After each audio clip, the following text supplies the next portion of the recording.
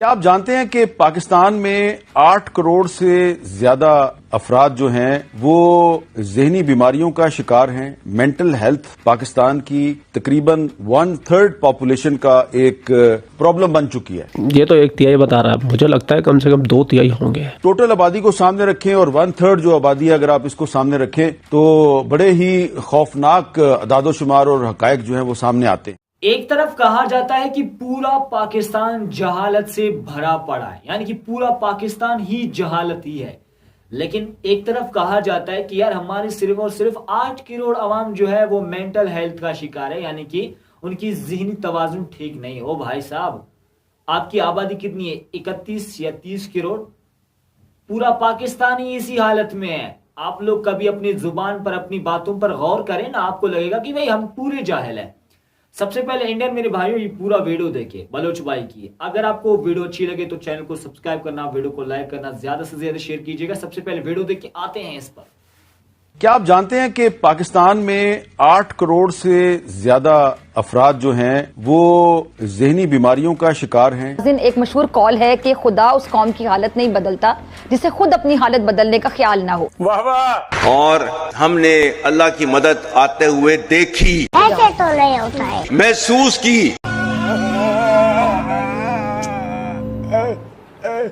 देखो देखो देखो यार, तुम अपनी जगह जाओ यार, अपनी जगह जाओ। जब ब्रह्मोस आती हुई दिखती है ना, तब अच्छे अच्छे को फरिश्ते याद आ जाते हैं। You are right, bro. ये बयान आर्मी चीफ ने कुछ दिन पहले दिया था, लेकिन इस बयान से ये बिल्कुल क्लियर हो गया है कि इनको बहुत मार पड़ी है। और वैसे भी मुझे ये आर्मी चीफ से ज्यादा मौलाना ज्यादा लगता है। वही अंसुरकुमुल्लाहु फला गालिब लकुम, हमने महसूस किया। माबैन अच्छा बात नहीं है। जब PIA बिक्री थी तब अल्लाह की मदद नहीं आई। एक दिन ऐसा करो, हमारी ना नीलामी कर दो, पूरे मुल्क की नीलामी हो जाएगी। ये कुछ नहीं कर सकते। अरे कैसे कुछ नहीं करते भाई, देखो कितना बड़ा कारनामा किया है। पहली बात तो यह है कि भारत को अमेरिका के हिसार से निकालना आसान काम बिल्कुल नहीं था। बिल्कुल। एक बात बताओ पाकिस्तानियों, जो तुम जहालत भरी बातें करते हो, बे सिर बे पैर की बातें करते हो, इसके लिए कोई पाकिस्तान के अंदर कोई स्पेशल कोर्स होता है, कोई डिग्री मिलती है तो बताओ हमारे को। मैं अगर बताना शुरू कर दूं तो आपको पता है कि बात बहुत दूर तक जाएगी। या फिर तुम पैदाइशी जाहिल होते हो, बहुत दूर तक निकल जाएगी। मुझे लगता है कि पाकिस्तानी जालियत से भरपूर इसलिए होते हैं क्योंकि इन लोगों के बीच में कराई जाती है भाई बहनों की शादियाँ। पाकिस्तानियों या मुसलमानों के बीच के अंदर भाई बहनों से शादी करने का रिवाज है और इसी वजह से पाकिस्तानी कौम इनलॉजिकल बात बोलती है। और इन भाई बहनों की शादी की वजह से पाकिस्तान की 1/3 से ज्यादा जनसंख्या मेंटली बीमार हो चुकी है। और ये बात मैं खुद अपने मन से नहीं बोल रहा हूँ, कोई लगा के नहीं बोल रहा हूँ, ये बात पाकिस्तान का नंबर 1 एंकर वो खुद बता रहा है। क्या आप जानते हैं कि पाकिस्तान में 8 करोड़ से ज्यादा अफराद जो हैं वो ज़हनी बीमारियों का शिकार हैं। मेंटल हेल्थ पाकिस्तान की तकरीबन 1/3 पॉपुलेशन का एक प्रॉब्लम बन चुकी है। ये तो 1/3 बता रहा है, मुझे लगता है कम से कम 2/3 होंगे। टोटल आबादी को सामने रखें और 1/3 जो आबादी है अगर आप इसको सामने रखें तो बड़े ही खौफनाक अदादोशुमार और हकायक जो है वो सामने आते हैं। बिल्कुल चाचा, एक से एक जेल सामने आते हैं। अब इसमें जो 2.5 करोड़ पाकिस्तानी हैं उनको डॉक्टर की जरूरत है, यानी कि उनको माहिर नफ्सियात की जरूरत है ना आपके पास हीरा मंडी की मशहूर डॉक्टर फिजा खलीफा। मैं हूँ डॉक्टर फिजा खान। कराओ उससे इलाज। अच्छा। उस बंदे ने अपने आशिक इंडिया में भी बना रखे, पाकिस्तान में बना रखे। और सुने, और हमारे चैनल पे तो सारे फिजा के आशिक है भाई। वाह वाह। फिजा के हुस्न का दीदार करना चाहते हैं। आप ये सुनकर हैरान होंगे कि इतनी बड़ी आबादी का मुल्क है पाकिस्तान, इसमें जो टोटल साइकाइट्रिस्ट हैं, माहिरीन नफ्सियात हैं, उनकी तादाद 700 से भी कम है। अरे चाचा, मदरसे से डॉक्टर नहीं आतंकी निकलते हैं, इसलिए तुम्हारे मुल्क के अंदर डॉक्टर कम है, आतंकी ज्यादा है। 700 से भी कम है, तो कितना बड़ा मसला है। खैर अब तो डॉक्टरों पे भी भरोसा नहीं है, क्योंकि दिल्ली में जो घटना हुई है उसके बाद से तो तुम्हारी कौम के डॉक्टर भी आतंकी बन जाते हैं। फिर हमारे देश में ये चूरन चटाया जाता है कि आतंकवाद का कोई धर्म नहीं होता। अरे भाई, वो अल्लाह अकबर बोल के फटते हैं। जब तुम बीमारी का इलाज कैसे करोगे जब तुम्हें बीमारी की वजह ही नहीं पता? असली वजह तो रेडिकल इस्लाम है। खैर मुद्दे पे आते हैं। और फिर ये जो ज़हनी बीमारियां हैं इनका ताल्लुक जो है वो सिर्फ एक दूसरे के साथ जो हमारी रोजमर्रा की जो गुफ्तगू होती है या मेल जोल है या बिहेवियर है उससे नहीं है। इसका ताल्लुक हमारी पूरी एनवायरनमेंट के साथ है। जिस मुआशरे में हम रहते हैं, इस मुआशरे में सिर्फ इंसान एक दूसरे के लिए ज़हनी बीमारियां पैदा नहीं करते, बल्कि जो हमारा माहौल है, हमारी सड़कें हैं, हम जो पानी पीते हैं, हम जो खाना खाते हैं, ये सारे का सारा जो है ये जिस्मानी बीमारियां भी पैदा करता है और ज़हनी बीमारियां भी पैदा करता है। मतलब कि चाचा ये मान चुके हैं कि पाकिस्तान जीता जागता नरक है। और इस नरक का बादशाह है आसिम मुनीर। और आसिम मुनीर ने अभी जो स्पीच दी थी अपनी, जिसमें आर्मी चीफ कम मौलाना ज्यादा लग रहा था, इसी के ऊपर पाकिस्तानियों ने रगड़ दिया इसको। आप देखें, आपको बड़ा आनंद आएगा भैया। अब सवाल ये है कि पाकिस्तान की तो पहले भी बहुत सारी जंगें हुई हैं, क्या उस वक्त अल्लाह की रहमत जो है वो नहीं आई थी हम पर? 1971 में अल्लाह की रहमत हमने क्यों नहीं आते देखी और महसूस की? कारगिल में हमारे साथ ऐसा क्यों नहीं हुआ? अल्लाह की फौज अब सोशल मीडिया से जंग जीतेगी तो जाके कुछ और करेगी, ये बयानिया है इनका। और इस्लामी फौज, अल्लाह की फौज जिसने गजवा हिंद लड़ना है, वो अगर इस दुश्मन के खिलाफ लड़ लेती, यहाँ फरिश्ते मदद करे, तो 71-65 कारगिल में क्यों नहीं आए? हमारे जो मिसाइल जिन्हें जंग लग रहा है, जो हमने इंडिया के खिलाफ भी इस्तेमाल नहीं किए, जबकि इंडिया हमारा फेंटा लगाता रहा 4 दिन, उन मिसाइलों को जंग लग रहा है पड़े पड़े। जैसे तकरीर में एक अहम पहलू ने कहा, जैसे शहबाज शरीफ कहता था कि रात 2 बजे फजर की नमाज पढ़ के हिंदुस्तान के हमले का जवाब दिया। आज आर्मी चीफ ने जिक्र किया कि बयानुल मरसूस हिंदुस्तान के खिलाफ जंग में अल्लाह की मदद आई, फरिश्ते आए बाकायदा। उन्होंने कहा उन्होंने महसूस किया, खुद देखा है, कुरान की आयतें भी पढ़ के सुनाई। अब ऑन रिकॉर्डेड ये बातें हैं कि हिंदुस्तान की जंग को चीन की मदद से जीती जाए, जहाज भी चीन के, लाइव लोकेशन भी चीन की, निशाना कहाँ बनाना है। अब अल्लाह ताला ने मदद चीन के जरिए की हो तो अलग बात है, चीनी वैसे अल्लाह को नहीं मानते और अल्लाह ने उन्हें क्या कहा होगा, हुक्म क्या दिया होगा, लेकिन ख्वाजा आसिफ ये भी नहीं मानता ना। मसला ये, वो कहता है तीनों जंगें हम पहले भी हारे हुए हैं, 65 की, 71 की, कारगिल की। और इस्लामी फौज, अल्लाह की फौज जिसने गजवा हिंद लड़ना है, वो अगर इस दुश्मन के खिलाफ लड़ लेती, यहाँ फरिश्ते मदद करे, तो 71-65 कारगिल में क्यों नहीं आए? जनरल बाजवा को अल्लाह की मदद क्यों नहीं? वो मुसलमान नहीं था। ये जो याद सादे कहता है उसकी टांगें कांपती थी, माथे पे पसीना था, टैंकों में तेल नहीं था। हनीफ अब्बासी ने तो अभी कह दिया, देख लें उन टैंकों में तेल नहीं था, लेकिन अब टैंकों में तेल निकला है। अब ये जंग तो फजाइया की जंग थी, सब जानते हैं, और फजाइया की मदद अल्लाह ने भेजी होगी, वो भी अल्लाह के शाहीन कहलाए जाते हैं।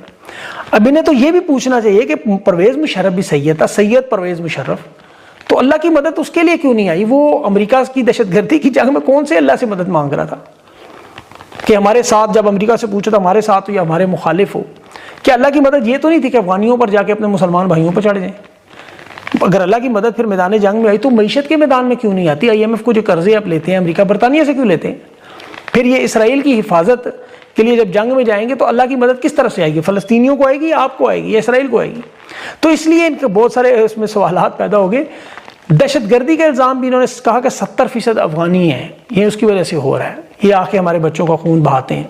दहशतगर्दों को तो चले छोड़ें, एहसानुल्लाह एहसान 140 बच्चे मारे, फौज की हिरासत से भागा। ये कह रहे हैं कुर्बानियों को ये सिला दिया जा रहा। अब अफगानियों से ये बात करें तो वो कहते हैं जी हमारे नाम पे तो हमने अक़वाम मुत्तहिदा मिलिट्री एड पे जो डॉलर्स इकट्ठे किए हैं, सोवियत यूनियन की जंग में हमारी तबाही बर्बादी की है, पाकिस्तान से जिहादी तंजीमें बनाकर यहाँ भेजते रहे। जैसे वो जनरल ज़ियाउल हक, मर्द मोहन मर्द हक का नारा लगाने वाला, मदरसों से बच्चों को निकाल के जिहादी ट्रेनिंग, जो ख्वाजा आसिफ ने कहा है, ख्वाजा आसिफ ने इंटरनेशनल मीडिया पे कहा है कि हमने छोटे बच्चों को जिहादी बनाकर वहाँ भेजा, इतराफ़ किया है। तो जिम्मेदार फिर अफगानिस्तान हुआ या ये हुआ? ऑपरेशन बयानुल मरसूस में अल्लाह की मदद आते हुए देखी, महसूस की।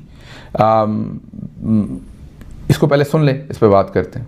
मेरा खुदा गवाह है, ये बयानुल मरसूस में अल्लाह की मदद आई, हमने अल्लाह की मदद आते हुए देखी, महसूस की। सुन लिया आपने, वो कहते हैं मैंने मदद अल्लाह की आते हुए महसूस की, फील की। ये भी बताना चाहते हैं वो कि मैं अल्लाह की तरफ से चोज़न हूँ, ये वो बिलीव करते हैं, इसलिए वो बता रहे हैं कि बयानुल मरसूस में अल्लाह की तरफ से जो रहमत थी वो मैंने आते हुए देखी।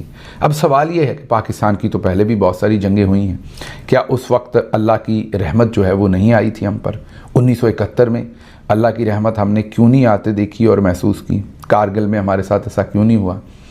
और हम तो कहते हैं कि 1965 की जंग हमने जीती थी, लेकिन आपके मौजूदा जो वज़ीर दिफा हैं वो कहते हैं वो भी हम हार गए थे, वो कहते हैं 48 की भी हार गए थे। ये वो कहते हैं आज तक हमने कोई जंग नहीं जीती। ख्वाजा मोहम्मद आसिफ की बात कर रहे हैं। तो क्या तब अल्लाह की रहमत हम पर नहीं आई?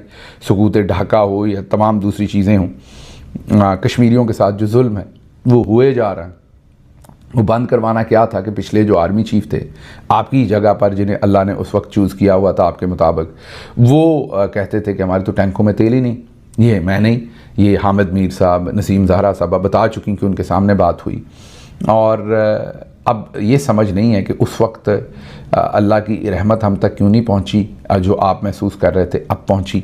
आप ही को पता होगा ज़्यादा। ये मजहबी चूरन है और पाकिस्तान में सबसे ज़्यादा बिकता है। और आसिम मुनीर को पता है मुझे अपनी गद्दी बचाए रखने के लिए, पाकिस्तान का बादशाह बने रहने के लिए ये चूरन मुझे आवाम को चटाते रहना पड़ेगा। इस चूरन का नशा अफीम के नशे से भी ज़्यादा खतरनाक है। जो इस चूरन को चाट लेता है तो फिर ये समझ लो उसकी बुद्धि काम करना बंद कर देती है। फिर वो दुनिया को एक ही नज़रिए से देखता है, दूसरा नज़रिया उसके पास होता ही नहीं है। और उसको ये लगने लग जाता है कि जो मैं सोच रहा हूँ, जो मैं कह रहा हूँ, बस वही अटल सत्य है, बाकी सब झूठ है। हाँ भाई हाँ। और हाँ, मैं आप लोगों से माजरत चाहता हूँ कि भाई पहले की तरह रेगुलर वीडियो नहीं आ पा रहे। उसकी वजह कभी कुछ टेक्निकल फॉल्ट आ जाता है, कभी कुछ आ जाता है, कभी कुछ आ जाता है, कभी मैं काम में बिजी हो जाता हूँ, कभी मेरी तबीयत खराब हो जाती है। लेकिन इस महीने पूरे रेगुलर वीडियो आए हैं और शायद तो अगले महीने भी आते रहेंगे। इसलिए आप दबा के लाइक करो, वीडियो को शेयर करो और कमेंट में पाकिस्तानियों को ठोकते हुए जरूर जाना। और फिजा के साथ जो करना चाहते हो कमेंट सेक्शन आपका है, कमेंट करके अपनी राय रखिए। आप लोग अपना ख्याल रखिए। आपका भाई आपके लिए पाकिस्तान से रिलेटेड वीडियो लाता रहता है। जय हिंद, वंदे मातरम, जय श्री राम, जय श्री राम, जय श्री राम। है आसिम मुनी, तेरे भी क्या बातें हैं। यानी कि एक तरफ पूरा पाकिस्तान, आप सोच ले, पूरा पाकिस्तान की बात कर रहा हूं, 100 यानी कि हजारों की टेंशन से भरा पड़ा पाकिस्तान ये सोच लगा रहे हैं, ये उनकी उम्मीदें हैं कि हम तरक्की करेंगे। और तरक्की क्यों करेंगे? क्योंकि हमें हिंदुस्तान से आगे जाना है। यानी कि जहालत की सबसे बड़ी इनकी वजह यही है कि ये सिर्फ और सिर्फ चाहते हैं कि भाई हम हिंदुस्तान से आगे निकल जाए, हमारे ऐन लग जाए, लेकिन हम हिंदुस्तान से आगे निकल जाए। आसिम मुनीर, इमरान खान की रिहाई आसिम मुनीर के लिए ना कोई खौफनाक हादसे से कम नहीं होगी, क्योंकि उसको तो नहीं निकालने वाले। अगर उसको निकाला जाएगा तो सबसे पहला टारगेट आपको पता है कि इमरान खान किसको करने वाला है, चुन चुन के, पकड़ के, दौड़ा के मारने वाला है। तो इंडियन मेरे भाइयों, मैं यहां पे यही कहूंगा कि कहा जा रहा है कि 8 करोड़ आबादी पाकिस्तान की मेंटल हेल्थ का शिकार है। ओ भाई, पूरा पाकिस्तान जहालत से भरा पड़ा है। कभी अपनी जुबान पर, कभी अपने कारनामों पर कभी गौर क्या करे कि यार हम कर क्या रहे हैं, तो आपको पता चलेगा कि भाई हाँ हम बड़े नालायक हैं यार। उस खुदा से मदद मांग रहे हो जिनकी इबादत तक करना नहीं आता आप लोगों को, जिस इस्लाम के नाम पे तुम लोगों का मुल्क बना है। अब मुझे इतना बता दे कि कभी आपने क्या की है कि इस्लाम जैसा कुछ किया, माने जाए इस्लाम का जो है ये मुल्क है। यार शर्म करो, तुम लोग इस्लाम के नाम पे ये मुल्क बनाने, मतलब यार हैसियत ही नहीं है तुम लोगों को। उस खुदा की इबादत करने के लायक ही नहीं हो तुम लोग भी उस खुदा की क्या अब इबादत कर सकोगे? जिस खुदा की तुम लोग इबादत करना नहीं जानते, उस खुदा से तुम लोग मदद मांगते हो और मदद की उम्मीद है तुम लोगों को। शर्म नहीं आती इन पाकिस्तानियों को। बाकी आपका क्या ख्याल है मेरे भाई, कमेंट सेक्शन मुझे जरूर से बता।